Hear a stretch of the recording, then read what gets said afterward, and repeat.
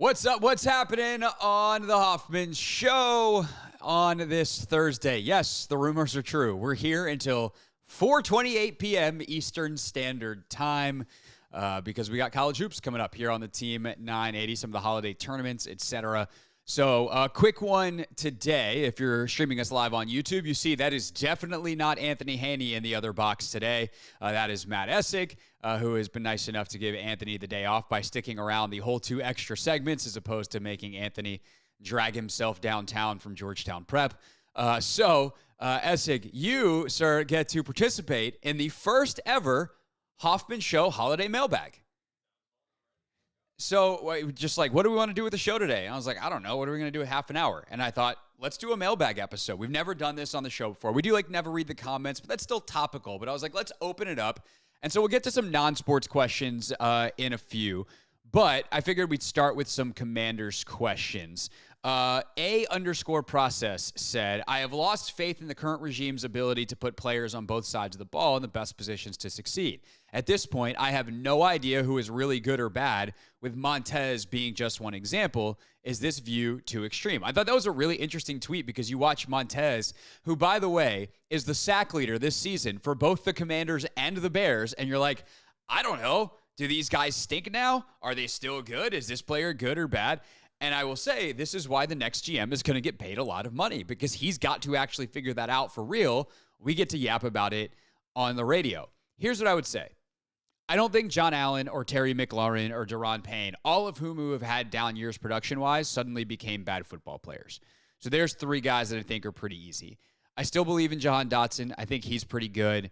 Obviously, like Curtis Samuel's had a great year, but I don't know that you necessarily like how much that is worth to you to bring back in terms, because he's a free agent, which sucks because I really like Curtis both as a player and as a dude. But I also think like the good news is guys like Emmanuel Forbes and Quan Martin, who played like are rookies playing a position where their position coach was so bad he got fired. That's actually encouraging because they're probably better. Like this is the worst they're ever going to play. And you have to figure that the next staff will be better and far more cohesive. So this is why, like, I think over the last couple of weeks, I've pushed back when people say, oh, we way overrated this roster. I'm like, I don't know. I actually think that there's a lot of good players here who are not coached particularly well, both schematically, like put in positions to succeed, and technique-wise coached at a high level. So that's good. Unfortunately, it means this season has been terrible. But I think that, like, those are just some of the guys that I still believe in as football players. There's certainly others. But it makes the rebuild feel something that could happen quicker and be much less dramatic. But is it a view that's too extreme? No, because I could be 100% wrong on that. Like, I don't know. Like, it's hard to say, which isn't exactly the best sports radio, Maddie.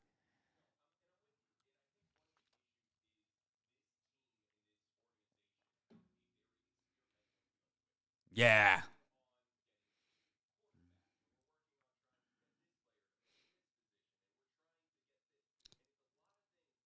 It's like nobody was like, hey, how do we win football games? Yeah.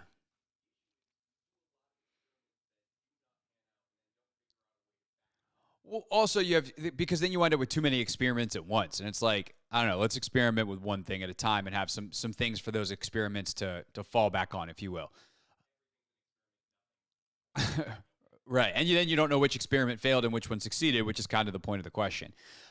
Michael Kashrai, Michael, I probably just absolutely murdered your last name, so I apologize. Michael K says, not the New York Yankees one, this notion that the Commanders will draft a QB in the first is gaining steam. Why? A competent GM would leverage their position and solidly more picks. How do you see this playing out?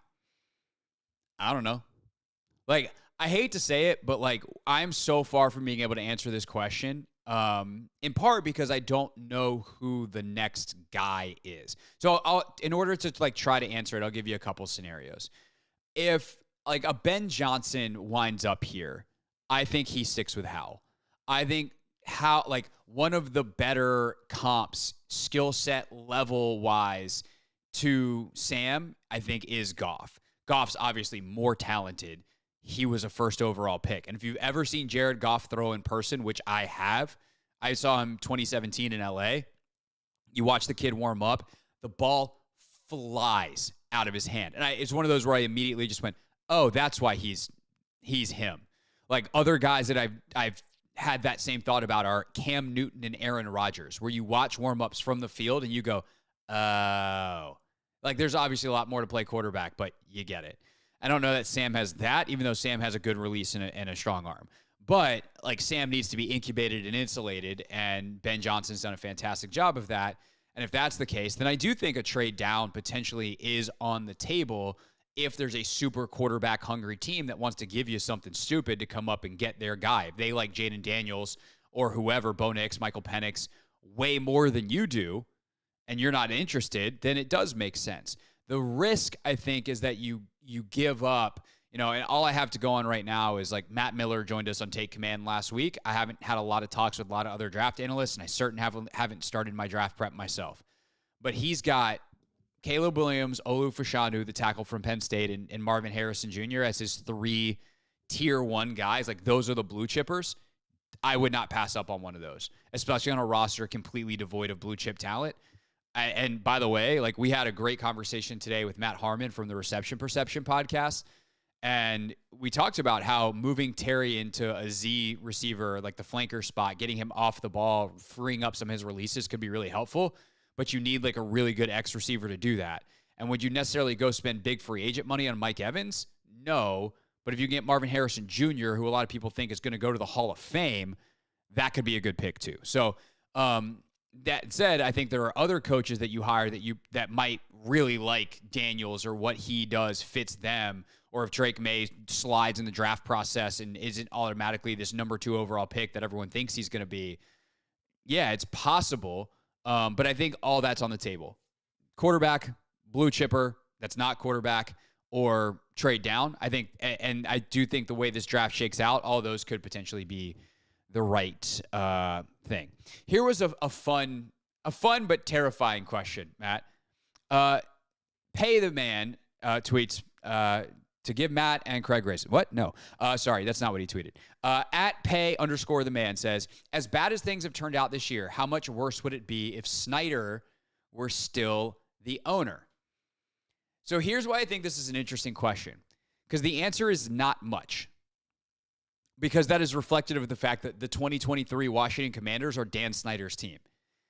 And by the way, they were kind of even worse because they were hamstrung financially by the sale. And I think that one of the underreported stories that's starting to gain a little bit more steam in terms of people understanding is this coaching staff was not what it would be if Ron and Eric had the financial flexibility to hire whoever they wanted in the offseason. I also think they haven't signed free agents in 2 years, and this is a part of it.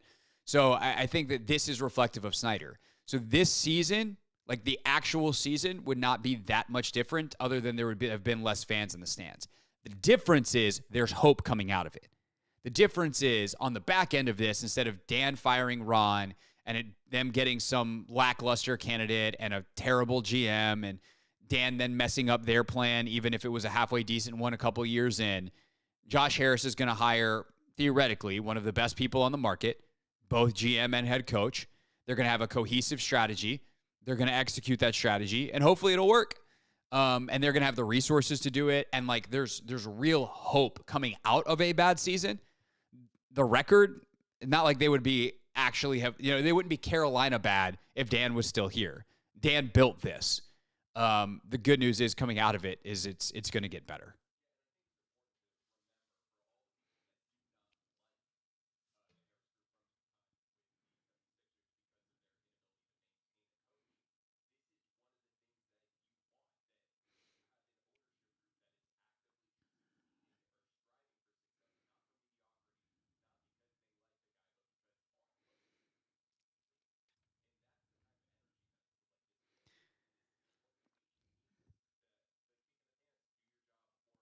Yeah, I mean, the thing is with the Sixers too, like they've won 50 games a ton. So they've failed spectacularly.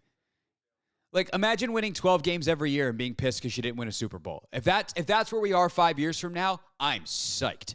I'll take that compared to what they've been here, where this team hasn't won 12 games since they won a Super Bowl, which is hilarious because the kind of NBA alternative is obviously the 50 games that we started with the Sixers.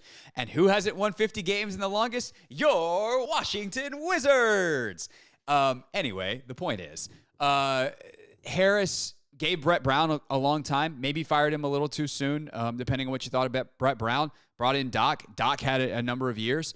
There was some, I don't think they liked the direction things were going, and they went and hired someone who I think is a better coach. Like, Doc Rivers is a good NBA coach, but Nick Nurse is a great NBA coach. So, yeah, I'm fine with that. What they've done with the Devils, I mean, you would know more about that than me. You're more of a hockey guy than me, but, like, they've built something nice there. Yeah, tremendously. So I'm excited to see what they can do here. All right.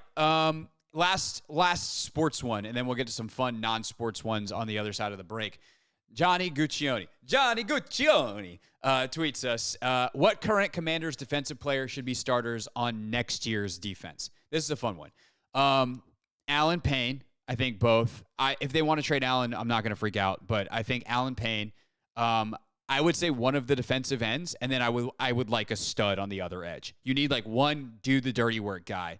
And whether you re-sign Casey Tuhill or KJ Henry takes that spot, I think it's probably worth it just to let one of those two guys start. And then if you want to go spend a little extra money, like go get a situational pass rusher. You're not dead if Cody Barton's a starter, but I would like to upgrade there. Jamin, I think, starts next year. It's the last year of his deal. I think Forbes needs to be a starter for you, not because he's played well, but because you drafted him in the first freaking round and you have to play him. And hopefully he's better. If not, then you start to think about other alternatives. Curl's a funny one with the contract. I don't know how much I would pay Cam Curl. The communication back there, I would like someone who's better with that. If I'm going to pay him a ton of money, but if his numbers come down, I'm fine. I would probably like to get another safety. Defoe's solid. You can live with him if you upgrade. Like, that's the thing. Like, you either need another stud safety or a stud middle linebacker. You need one of the two. And if you get the stud safety, you can live with Cody Barton. Wouldn't like to, but could live with it. You get the stud middle linebacker, you're living with even Curl and Defoe. If not, I'd like to upgrade there. And then St. Juice is the hard one. I think Benjamin's a better player than he showed this year. I think some of the bad coaching really got to him. But if you want to upgrade on Benjamin St. Juice, I am perfectly fine with that based off the year he's had, because all we have is the results that are in front of us. All right, that's half of our radio show for today. We will continue our holiday mailbag with some fun non-sports questions. Next is the Hoffman Show on the Team 980 and always live on the free Odyssey app.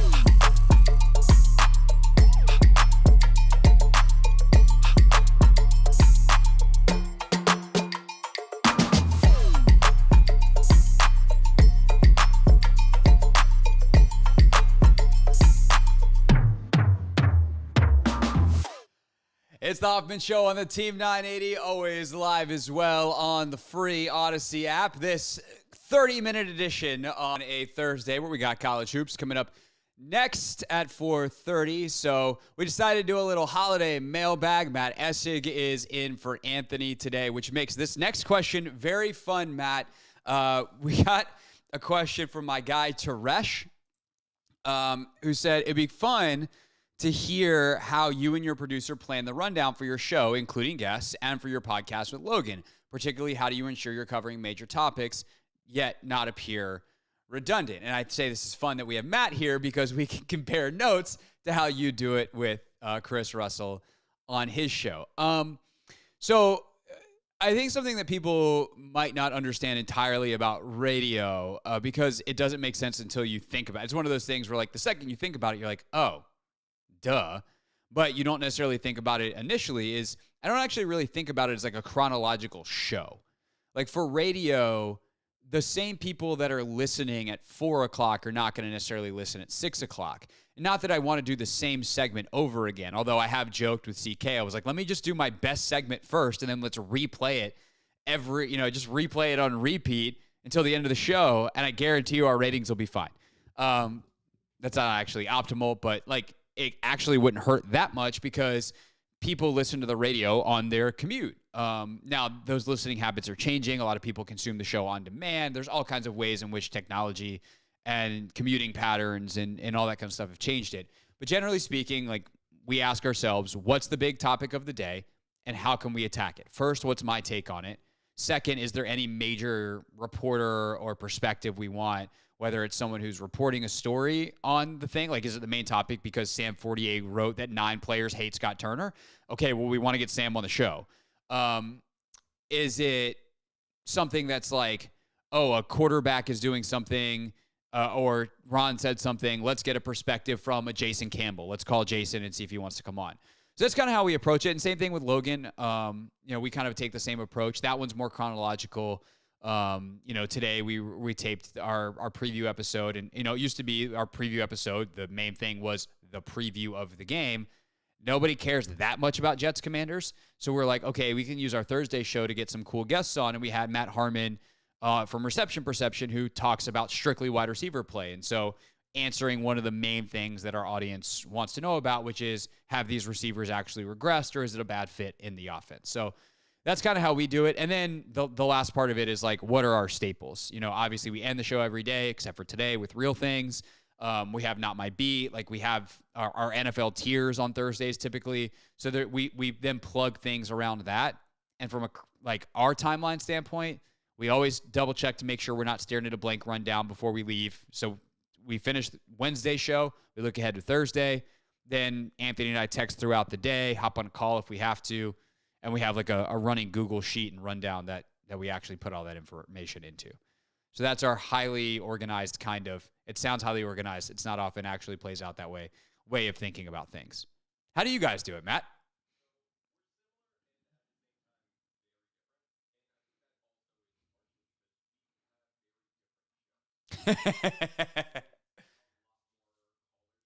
Yeah.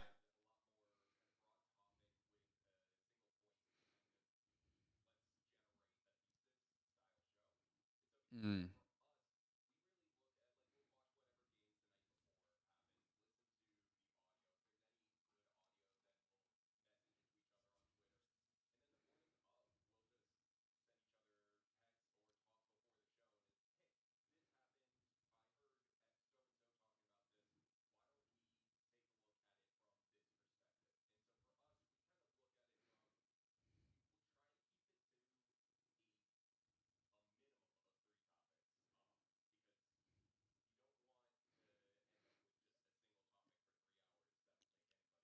Right. Your folks who do break the rules and do listen for a whole show, they're not going to listen to a whole show.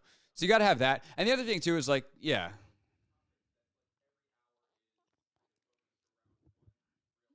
Yeah.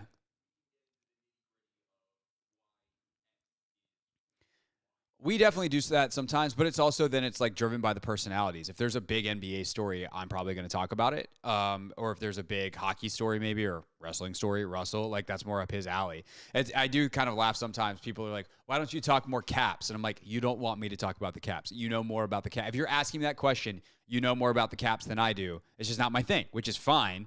And if the Caps were, if the Caps were going to the Stanley Cup, I would have Caps guests on because a lot more people would care. But your diehards, like, I think that's the cool thing with like the podcast world now is like, if you want Caps talk, there's places you can get it, and you don't necessarily have to go to the radio. Although we would love you to keep listening to the Team 980.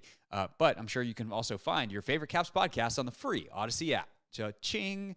All right. What are your holiday plans? Have a good holiday. Thanks, Nola Sue. We don't really have any. We're Jewish in our household, so like our holidays kind of passed, and Christmas is just a day where nobody does anything, and we don't see any of our friends because they're all celebrating. But what am I doing? Resting. And honestly, I'm perfectly happy with it. Fantastic. Nice.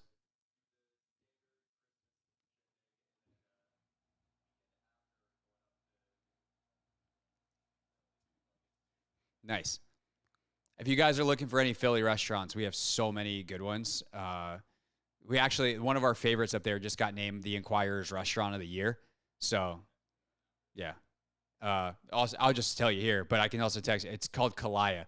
It's easy to find because it was just named the Inquirer's Restaurant of the Year. We went a couple weeks ago or a couple months ago. It was so good. All right, last one. I think we'll wind up having time for Big Doug, of course, the host of the Big Douglas Show, which is always great to get on. Hey, look behind. If you're watching on YouTube, there's Vic Ferreira. Everybody. Hey, Vic. Anyway, Craig, is it acceptable to wear Nike socks with Adidas shoes or, heaven forbid, a Nike suit with Reebok shoes? Asking for a friend. The answer, Doug, is not if you're going to leave the house. That's where I've come. Now, I have softened on this a bit recently, in part because like sometimes I'll go to work out in like an Adidas outfit, but the shoes that I work out in are Nike shoes. I don't have multiple pairs at the moment of workout shoes. Although I do have a new pair coming that are kind of your traditional sports brand neutral. I'm going to try like the Vivo barefoot shoe because my foot is super weak and that's causing me all kinds of pain and trouble that I'm not going to bore the audience with.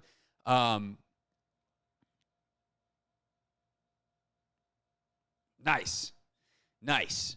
But I typically am I have multiple brand stuff, but like I would say Reebok, Nike, Under Armour, Adidas, I don't mix with each other. But I do think like if you have like a Lululemon, a Gymshark, some of these other, like my running shoes are Saucony, I feel fine wearing my Sauconys with anything else. So that's where I stand on that. I try to be as brand cohesive as possible, but sometimes stuff happens. Also, sometimes I'm lazy and I'm like, you know what? The socks I have on are comfortable. I want to wear this other thing, so I'm just going to do it.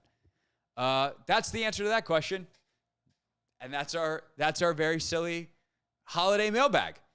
Thanks, everybody, for submitting the questions. I assume next year there will be more holiday basketball tournaments, and so we'll do more mailbag stuff. Maybe we'll do like a spring mailbag or something as well. We'll find a time to do it. Anthony and I will be back with a full Football Friday show tomorrow. Matt, thank you for sticking around the 2 extra segments. And we got hoops next, so stay tuned. Vic Ferreira is going to hit all the right buttons, and there'll be college basketball on your radio. See you tomorrow on The Hoffman Show.